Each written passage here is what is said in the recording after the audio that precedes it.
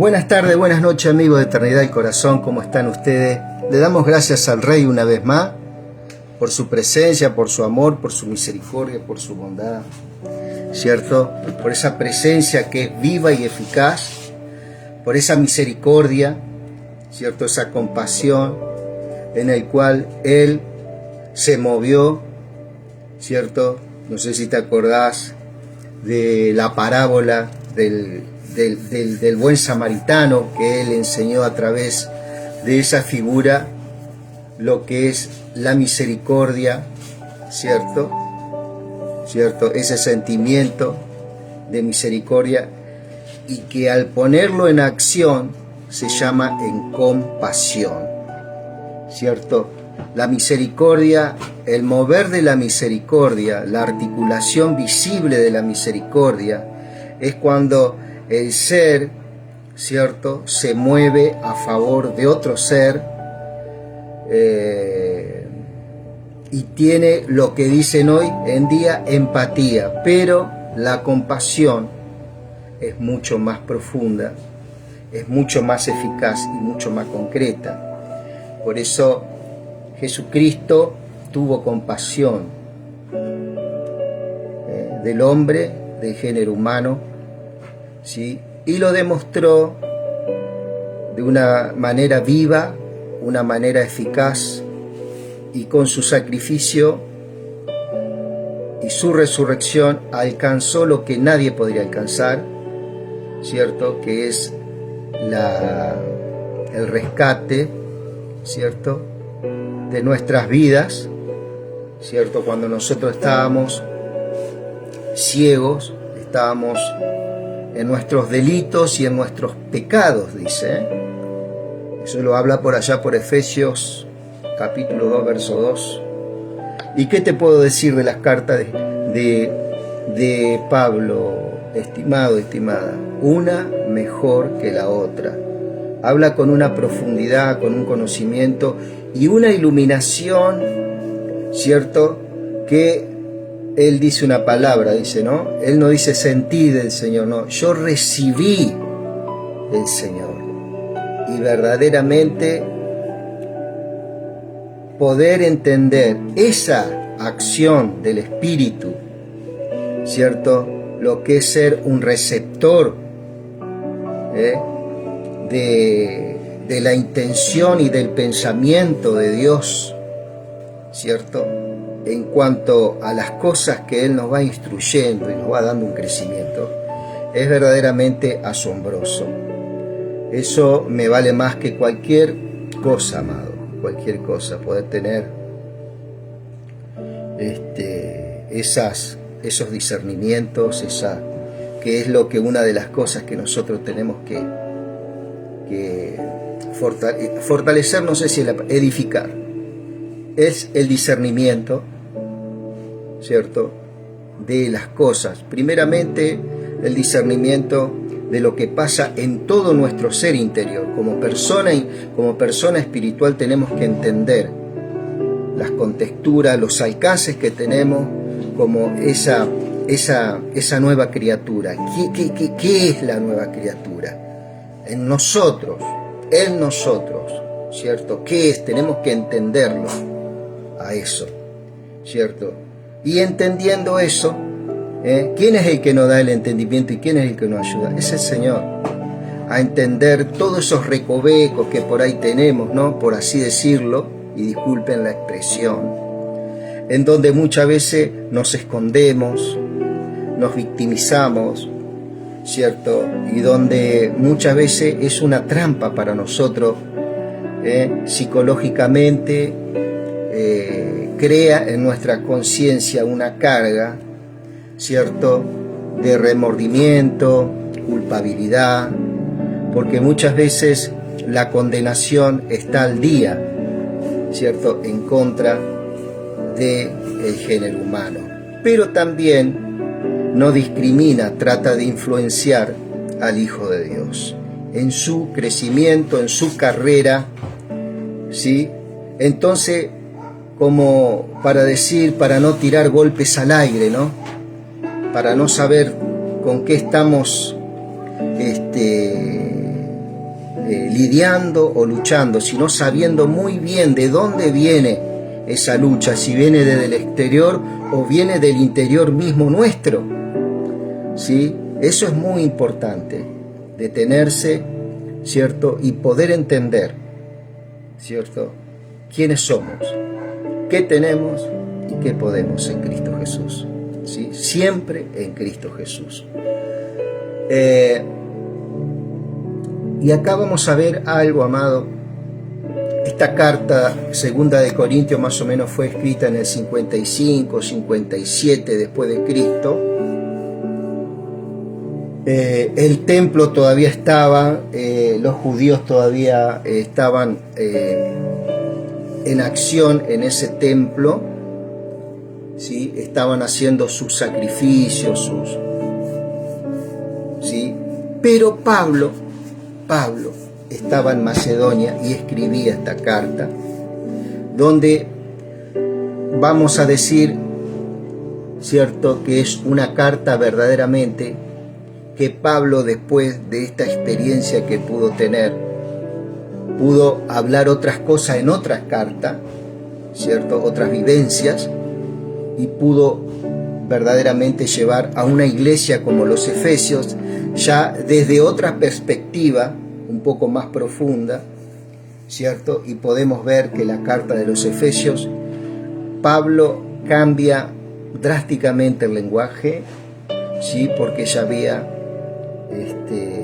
de parte del Espíritu, y aparte por los viajes, aparte de ser una persona verdaderamente rica y con un profundo conocimiento de la cátedra de Moisés y lo que es la Torá y lo que son las leyes y los profetas y los salmos, pudo adquirir también en ese tiempo, en ese mundo donde el griego era como el inglés o como el castellano hoy, un idioma que se empezó a usar en todo en un límite bastante extenso del planeta, ¿cierto?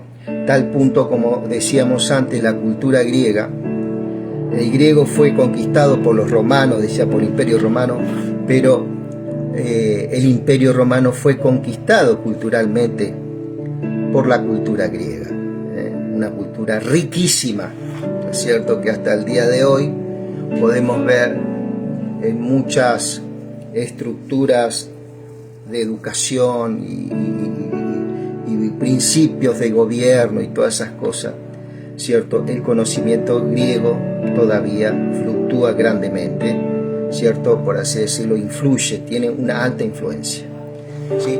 Vamos a la carta, ¿sí? Dice segunda de Corintios capítulo 7, que Dios bendiga, ¿sí?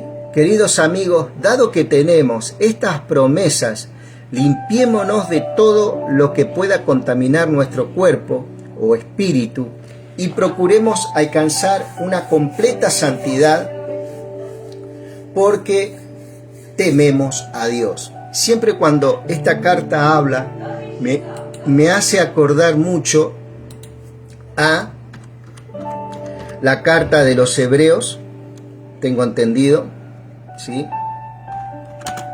12, y su encabezamiento, a ver, creo que es Hebreo 12, a ver.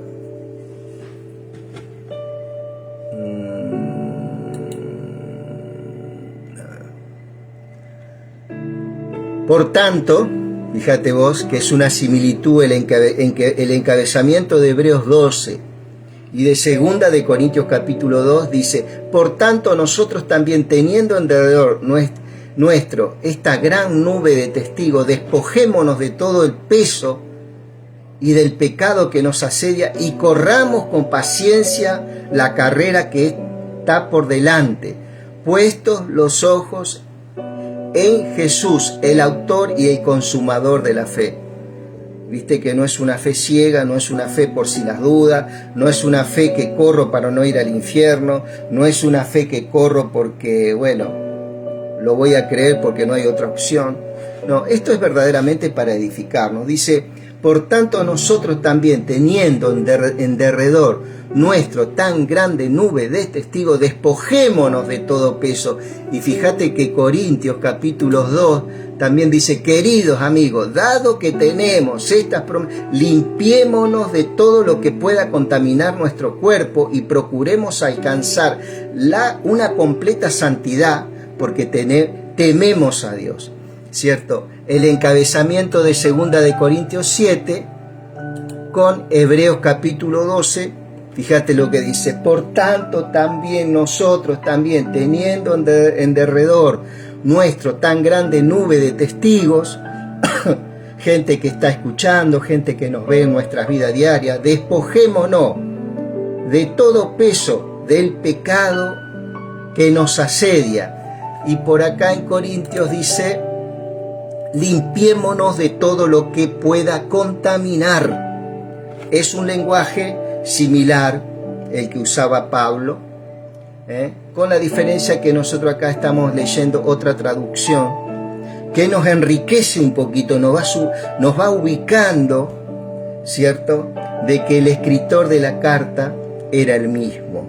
¿Viste? Cuando nosotros tenemos una forma, una manera que Dios después, en Pablo vamos a ver sobre el final cómo cambia en Efesios y usa es el mismo lenguaje, pero con otro alcance un poquito más profundo y más edificante. Dice, queridos amigos, dado que tenemos estas promesas, limpiémonos de todo lo que pueda contaminar nuestro cuerpo o espíritu y procuremos alcanzar una completa santidad, porque tememos a Dios. Tememos a Dios, ¿sí? Esto es lo que nos está hablando esta palabra. Si estás escuchando esto, es porque verdaderamente acá la palabra tememos a Dios es un principio. Dice que el temor al Señor es el principio de la sabiduría, dice Efesios. O sea que este temor a Dios no es miedo, no es terror, sino que es que Dios, ¿qué pone? ¿Qué quiere decir? Que vos estás abriéndole el corazón, ¿sí?, a un principio de Dios en tu vida. Entonces el Espíritu Santo ya te identifica como una persona que teme a Jehová. Una persona que teme a Jehová significa una persona que tiene conocimiento de Jehová, ¿cierto? Y al tener conocimiento, ¿qué es lo que tenés vos? Cuando vos conoces a tu padre, ¿no? Vas creciendo, vas conociendo a tu padre. ¿Qué es lo que tenés? El respeto, no el miedo.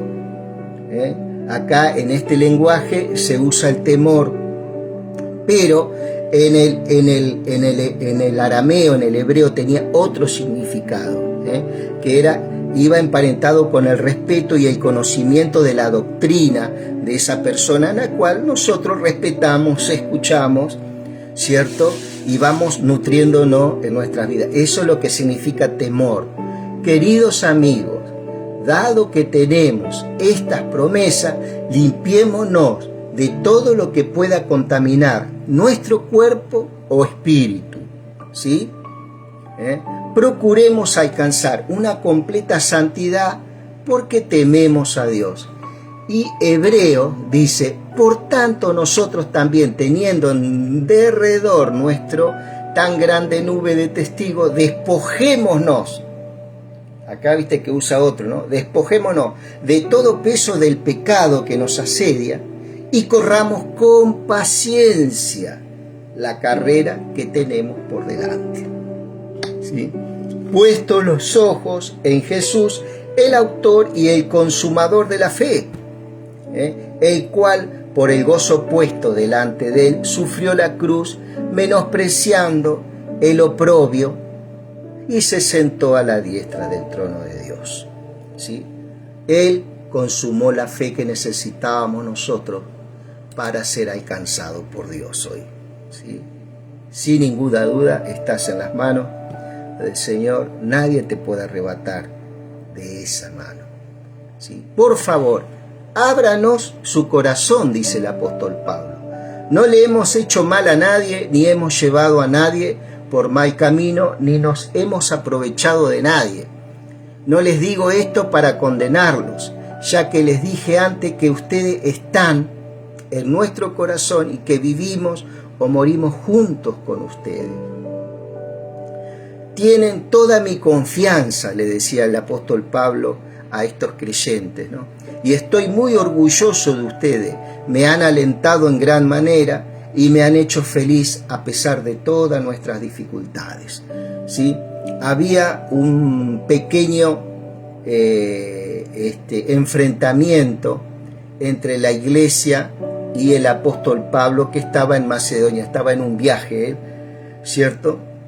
Y les envía una carta, ¿cierto? Y le pedía la explicación de por qué estaban enojados con él. Es que se habían acercado a unos falsos maestros, ¿cierto? Y habían sembrado algunas mentiras, algunos desacuerdos, algunas cosas que no era conveniente, digamos, ni para el ministerio de Pablo, ni para la edificación del cuerpo de Cristo. Entonces Pablo apelaba a la iglesia. Él decía, bueno, no le hemos hecho nada mal, ábranos su corazón, dice el verso 2. No les digo esto para condenarlo. Y bueno, y empezaba a hablar, dice. Entonces dice, cuando llegamos a Macedonia no hubo descanso para nosotros. Enfrentamos conflictos de todos lados, con batallas por fuera y temores por dentro. Pablo iba sembrando el evangelio, iba dejando tras de él grupos de hermanos, ¿cierto?, que abrazaban esta fe.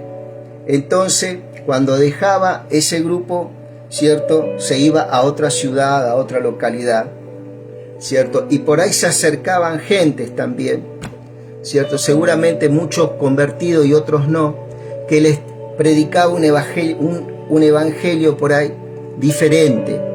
¿Cuál era el gran problema en esa época? Que los judíos trataban de que esos cristianos se volvieran a los sacrificios de animales como eran en el tiempo de Moisés, ¿verdad? Y no tenían la misma convicción de ellos de que Jesucristo había muerto y resucitado y había cumplido toda la ley, que ya no era necesario estar cumpliendo leyes, ¿sí? Entonces decían, se tienen que acercar por fe, ¿sí? Pero había mucha incredulidad, ¿sí? Entonces dice,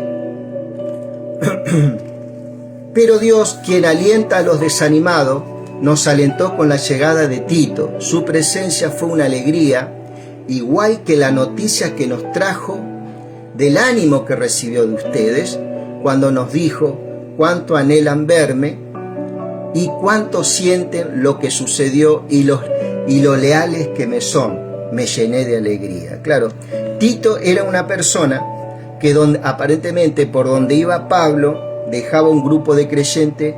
Tito iba muchas veces detrás de él, o él enviaba a Tito, y otro era Timoteo, como Epafrodito, y había otros creyentes que él, como Sila, que colaboraban con él, ¿cierto? Y les encargaba a Tito, ve y fíjate en la iglesia de Corintio, que están enojados conmigo, hay un problema, se ve que hay un problema de doctrina, o hay un problema, hay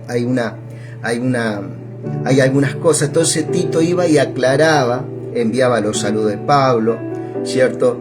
Había hecho una obra hermosa el Señor con Tito también, había derramado el amor de Dios en su cual eran personas verdaderamente crecidas y plenas en Cristo.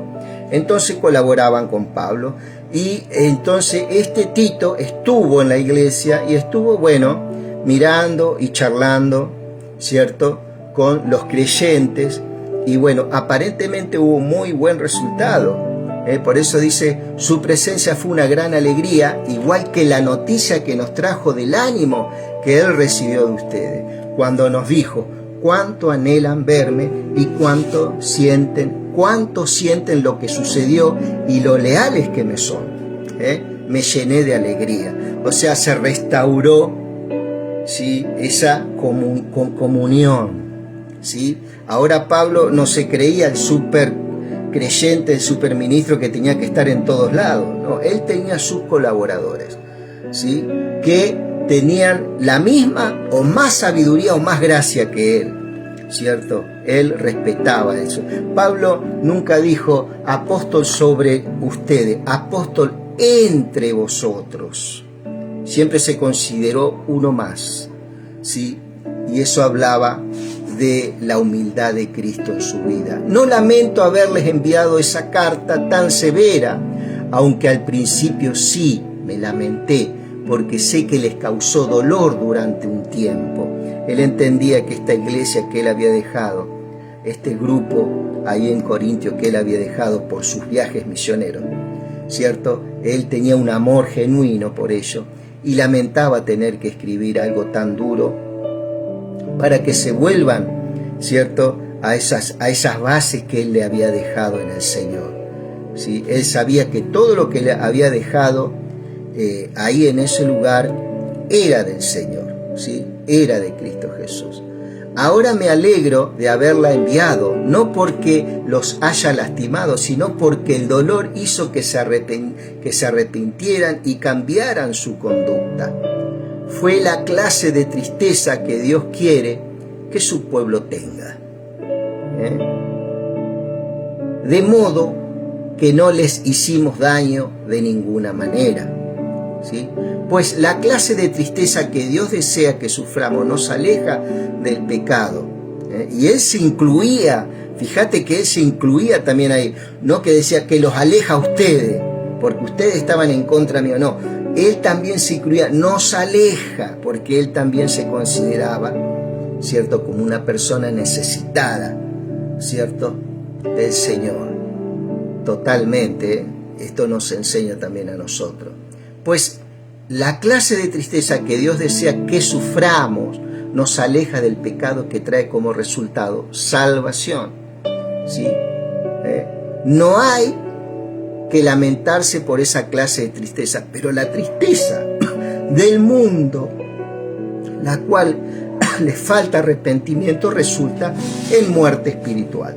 ¿Qué quiere decir con esto, mi querido amado? Que el orgullo, el odio, las raíces de amargura, todas esas cosas verdaderamente nos llevan a un lugar de cautividad y a una trampa, ¿sí? A un lugar como un pozo cenagoso que no podemos vivir tranquilo, aún mucha gente con pesadilla, con muchos problemas para conectar muchas veces con las personas y primeramente con el Señor, ¿verdad? Entonces el Señor nos anima a que podamos crecer en esto. Y vos fíjate que acá Él no está pidiendo que le pidan perdón, espero que me pidan perdón, espero que me presente su disculpa. No, esta gente lo que hizo fue escuchar a Tito, y verdaderamente Tito pudo notar que en el ambiente es como que ellos se habían dado cuenta que habían quebrantado algo, ¿cierto?, entre la relación de ellos y la relación del apóstol Pablo, y no fue necesario pedir perdón, pedir disculpa. Tito notó en el espíritu, ¿cierto?, que esa gente, todo ese problemita que tenían con Pablo, ese muro que se había levantado, había sido deshecho, ¿sí? Seguramente que algún hermano u otro después se acercó a Pablo y le pidió disculpas, le pidió perdón, ¿cierto? Pero no fue algo de decir, tienen que confesar el pecado contra Pablo, tienen que... No. Es que el Evangelio es así, es justicia de Dios, ¿cierto? Es olor fragante para aquellos que han alcanzado salvación, pero dice que es fragancia de muerte para aquellos que no aceptan, ¿sí? Por eso es tan vital que se predique esta verdad, ¿cierto? Entonces dice, les escribí, tan solo miren lo que produjo en ustedes esa tristeza que proviene de Dios, tal fervor, tal ansiedad por limpiar su nombre, tal indignación, tal preocupación, tal deseo de verme, tal el celo y la disposición para castigar lo malo. Se habían dado cuenta ellos, había algo que que no había una buena vivencia, y bueno, acá se aclaró todo. Ustedes demostraron haber hecho todo lo necesario para corregir la situación, ¿sí? Ustedes, ¿sí? Ustedes demostraron haber hecho todo lo necesario para corregir la situación. No fue necesaria una administración especial de alguien ni nadie por el estilo, ¿sí? Fue alguien que aclaró algunos puntos y esta gente verdaderamente se dejó ministrar por el Espíritu. Mi propósito entonces no fue escribir acerca de quién causó el daño o quién resultó dañado. Acá no importaba, según Pablo, quién fue dañado, si fui yo o usted. Acá lo que se trató, les escribí para que a los ojos de Dios pudieran comprobar por sí mismos qué tan leales son a nosotros. Esto nos ha alentado en gran manera. Pudieron ver que el crecimiento que ellos tenían en el Señor era genuino verdaderamente. Además de nuestro propio aliento, nos deleitamos particularmente al ver lo feliz que estaba Tito. Eso fue la ofrenda, ¿cierto?, que Pablo notó la llegada de Tito. Es como esos que fueron a reconocer, ¿cierto?, por allá por Éxodo, creo, capítulo 11, la tierra prometida, ¿cierto?, cuando fueron Josué y Caleb, mientras los otros desalentaron al pueblo. Dice que en Josué y Caleb había otro espíritu, había otro mover, ¿cierto?, y animó eso al pueblo a que fueran a tomar esa tierra prometida, que eso es algo maravilloso. Bueno, acá pasó con Tito lo mismo. Él pudo notar la alegría, ¿cierto?, el gozo de Tito. Además de nuestro propio aliento, nos deleitamos particularmente al ver lo feliz que estaba Tito por la manera en que todos ustedes lo recibieron y lo tranquilizaron. Dijeron: Tito, está todo bien con el apóstol. Llevale la buena noticia. Nos dimos cuenta. Estuvimos mirando, estuvimos cotejando, estuvimos profundizando sobre este asunto a la luz de la palabra, ¿cierto? Y vieron este resultado. Una iglesia verdaderamente pensante, una iglesia libre de toda doctrina humana, lógico, totalmente, ¿cierto? Sana en ese sentido, ¿cierto? Que podía debatir, pero finalmente llegaba a un buen puerto para seguir debatiendo, para seguir creciendo, ¿cierto? Y dice: le dije lo orgulloso que estaba de ustedes y no me decepcionaron. Siempre les he dicho la verdad y ahora mi jactancia ante Tito también resultó ser cierta. Que Tito verdaderamente era un instrumento verdaderamente para Pablo de muchísimo valor, de muchísima utilidad, y que era usado, tenía una gracia de reconciliar, ¿cierto?, al cuerpo de Cristo, ¿verdad? Y seguir afirmándose en las verdades eternas, ¿sí? Y ahora, les dice el verso 15 del capítulo 7 de 2 de Corintios, ahora Él se preocupa por ustedes más que nunca, cuando recuerda cómo todos lo obedecieron y cómo lo recibieron con tanto amor y profundo respeto, ¿sí? Ahora estoy muy feliz porque tengo plena confianza en ustedes, ¿sí? Esto es algo verdaderamente victorioso, la carta. Y yo creo que después esta carta de los Efesios fue escrita más o menos de 5 a 7 años después. Y fíjese, ya acá Pablo usa un lenguaje, ¿cierto?, de ser una persona ya forjada en el Espíritu, ¿cierto?, un poquito más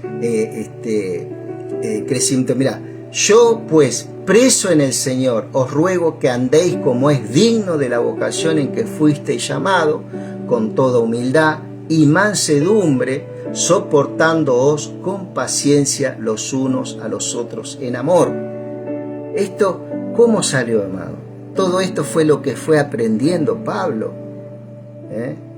Lo que fue aprendiendo Pablo, por ejemplo, en Corintios, la vivencia que vivió en Corintios lo volcó a la iglesia de los Efesios y podía aconsejar estas cosas, con lo con toda humildad y mansedumbre, soportándoos con paciencia los unos a los otros en amor, solícitos en guardar la unidad del Espíritu en el vínculo de la paz.